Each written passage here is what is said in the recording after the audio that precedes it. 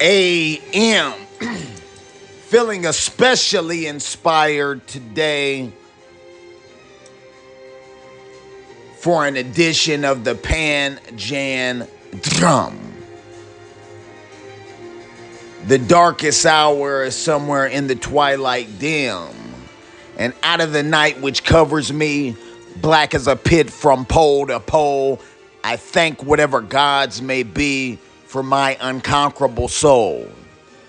Beyond this place of wrath and tears looms but the horror of the shade, and yet the menace of the years finds, but shall find me unafraid. It matters not how straight the gate, how charged with punishment the scroll. I am the captain of my fate. I am the master of my soul, unconquerable. So today in the AM, as I'm feeling so very inspired in the midst of reality, a place that none of us can escape, I want to take a moment to share a few things for you off the top of the dome. One take, stream of consciousness, Panjandrum. Let go. Okay. I was thinking about the different levels and layers of modern conflict and how, as most of you are firmly and keenly aware of, most of them are hidden in subterfuge. Most of them are passive, aggressive, and most of them are long range and very linear attempts to stop motion, movement, and energy. I was speaking with someone yesterday and they said, I'm just so tired of having to fight so hard just to do what I'm supposed to at this point be doing. And as they told me this, they looked at me and they said, I know you gotta feel me. And at the moment, I was too engrossed in quandary to respond, hence part of my motivation today. So the warrior traveling the path stumbles upon another warrior traveling the path and says, I'm so tired of fighting. I'm just trying to get my caravan and my family from point A to point B. And at every step along the trail, the enemy rears its ugly head, be it literally or figuratively. And in most instances nowadays, it's going to be figuratively. So to that traveler, I say, keep your head and your wits about you. See it through. Because here's the reality. The difference between success and failure is often the willingness to continue to push forward. And this is particularly relevant in the modern era, because in the modern era, most of the things that serve as enemy to you are going to be weak, wimpy, passive aggressive, and remote. I repeat, most of the things that serve as enemy to the warrior in modern times are going to be weak, wimpy, passive aggressive, or remote. And because of that, if you can master your agency, if you can become the king of your 3-foot world, as it's often put, the 3 feet around you, if you can control your emotional intensity, if you can control who you allow in your 3-foot world, I don't care if you're interacting with a multi-billionaire or some with billions of goofy things to try and disrupt your motion. When you own the real estate of your 3-foot world and you vigorously defend it and demand respect in it, you are already 10 steps ahead of most of your weak, wimpy, passive-aggressive, and remote enemies. But here's the reality. You can't be everywhere at one time. And I think the weary traveler I spoke to yesterday was feeling the bludgeoning of, I'm out here pushing, making things happen. And as I'm doing this, way over yonder, I'm getting sabotaged. Espionage is taking place. These things, in many instances, are uncontrollable. Have the wisdom to recognize the things you cannot control and the grace and find peace through this grace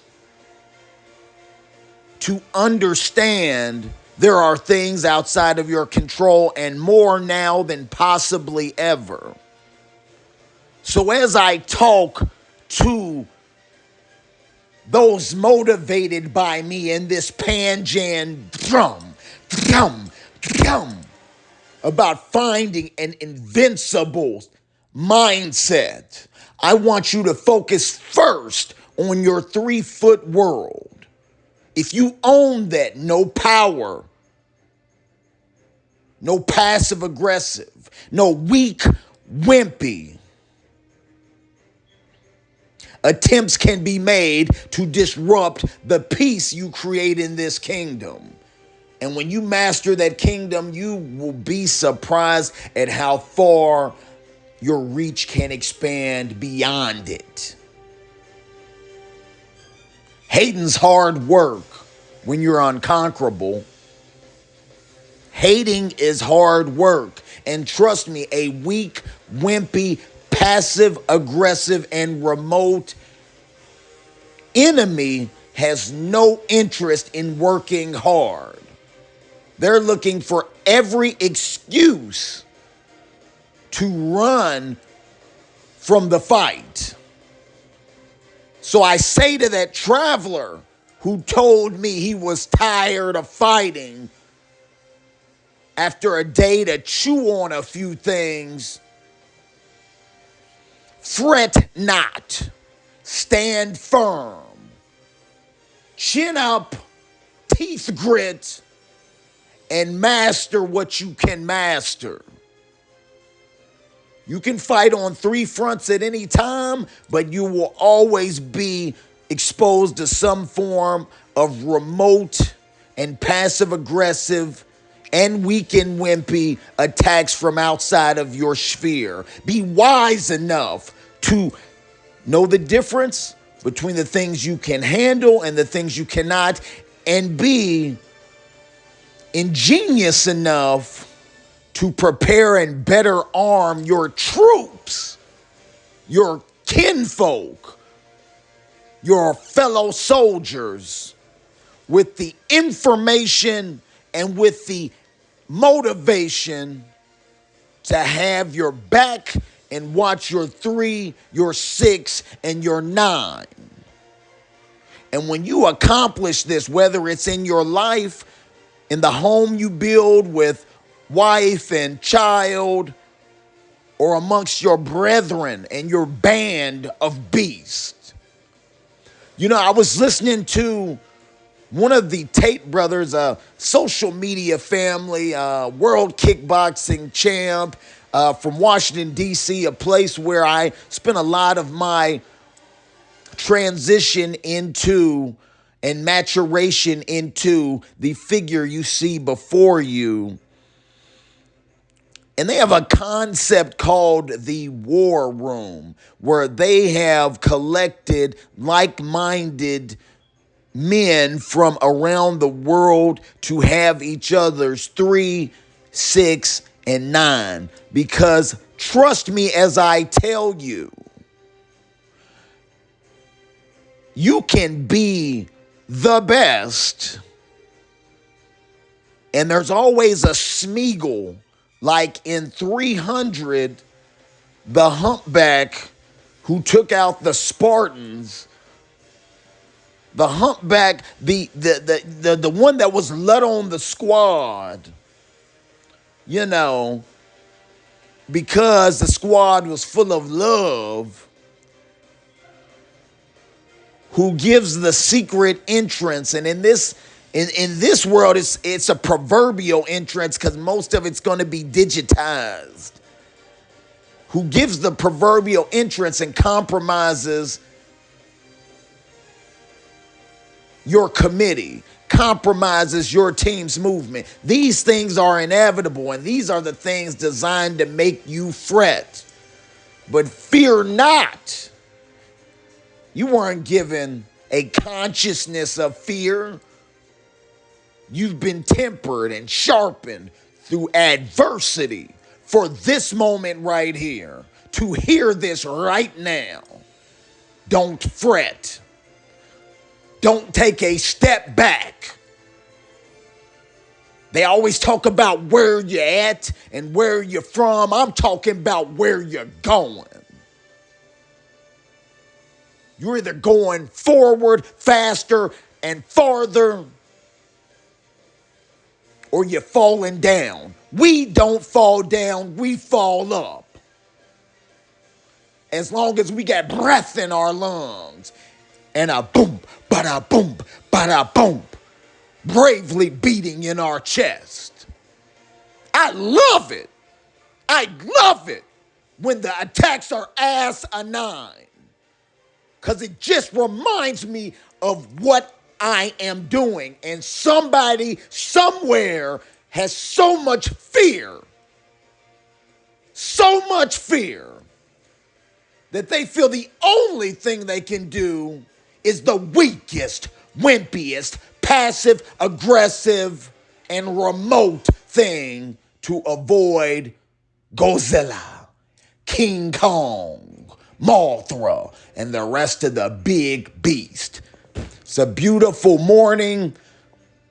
As always, I'm with it. I'm about to get up and get in it. You know, we talk about the streets all the time, and for some reason, when folks hear the term street, they think about, you know, the project streets that they've never even been to, that they've only seen on the news. Well, guess what? I've been to those project streets in just about every city I've ever been. Moot point. There's a lot of great things happening in some of these project streets that everyone's scared of, and when they try to use the term streets with a negative connotation. Met a lot of great, successful, powerful, wealthy, and helpful folks in these streets. But never forget, when you talking about the streets, it goes from Martin Luther King Boulevard. You know, you got that in every major city, but it also goes all the way to Wall Street. And the mentality from one